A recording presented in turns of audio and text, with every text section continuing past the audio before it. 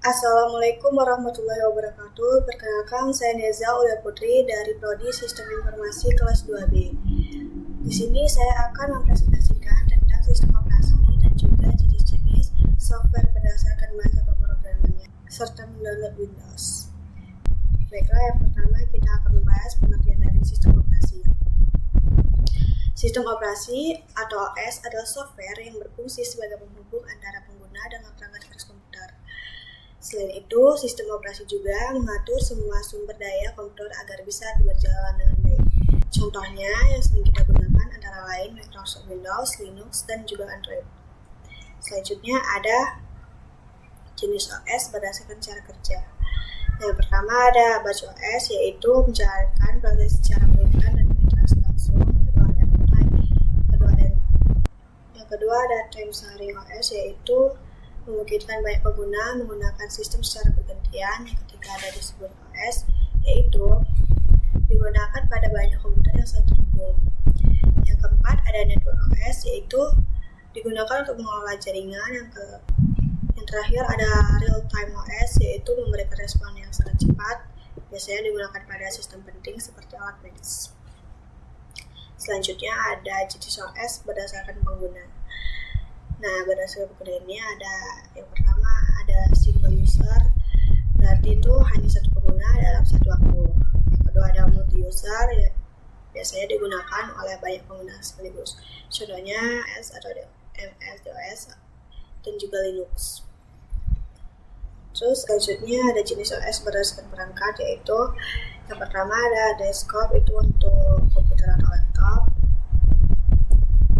Yang kedua ada mobile OS, yaitu untuk smartphone. Yang ketiga ada embedded OS, yaitu untuk perangkat khusus seperti mesin atau alat elektronik, contohnya Mac OS atau iOS. Nah, selanjutnya kita akan membahas tentang sistem operasi dari generasi ke generasi. Yang pertama ada generasi 1, yaitu dari tahun 1940 sampai 1950. Generasi pertama ini ya belum ada OS, jadi menggunakan tabung vakum dan menginput manual via kartu berlubang, contohnya ENIAC. Dan generasi kedua itu dari tahun 1920 sampai 1960. Generasi kedua ini sudah menggunakan transistor, jadi dia lebih cepat dan efisien. Sistem ini masih batch processing atau dikerjakan urutan dan berinteraksi langsung. Inputnya memakai punch card dan mulai pakai bahasa seperti Fortran dan COBOL. Selanjutnya ada generasi ketiga, yaitu dari tahun 1960 sampai 1980. Generasi ketiga ini sudah ada batch processing system, jadi menggunakan transistor, tugas dikumpulkan dalam satu kelompok atau batch, contohnya Unix. Selanjutnya di generasi keempat dari tahun 1980 sampai tahun 2000. Generasi ini mulai berkembang multiprogramming dan time sharing serta penggunaan IC atau integrated circuits, serta juga lahirnya Unix. Nah, contohnya di sini juga mulai muncul sistem operasi seperti Microsoft Windows. Selanjutnya ada generasi kelima, yaitu tahun 2000 sampai sekarang. Generasi ini masuk ke era GUI atau tampilan grafis. Banyak sistem operasi berkembang seperti Windows, Mac OS, dan Linux, contohnya seperti Android. Dan yang terakhir ada generasi ke-6, yaitu masa depan. Seperti sekarang ini, generasi ini berfokus pada mobile, cloud, dan AI. Dan integrasi teknologi seperti suara dan kecerdasan buatan. Selanjutnya saya akan mendownload Windows 10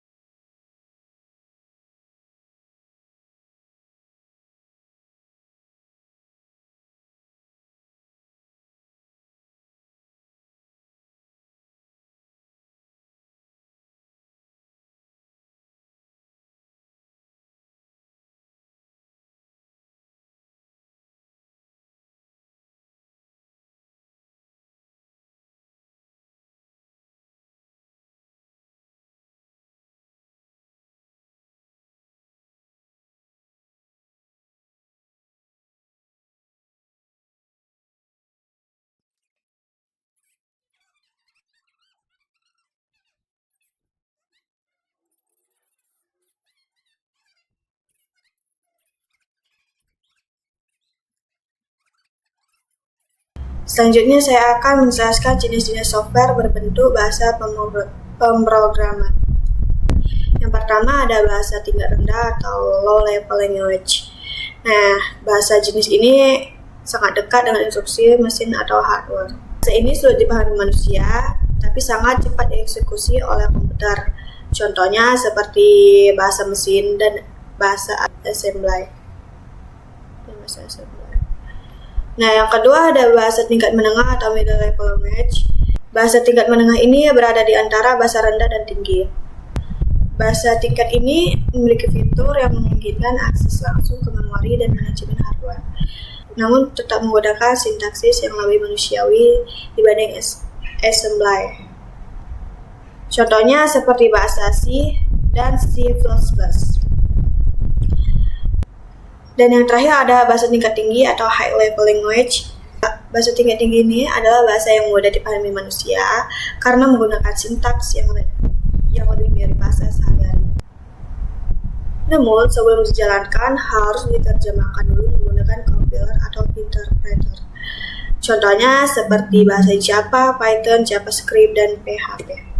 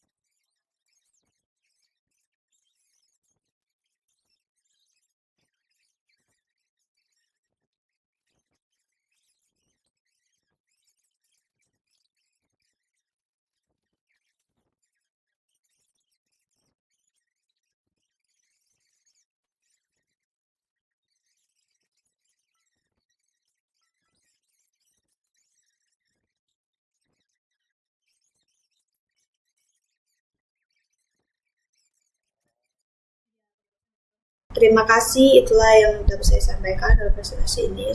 Kurang lebihnya saya mohon maaf. Saya akhiri, wassalamualaikum warahmatullahi wabarakatuh.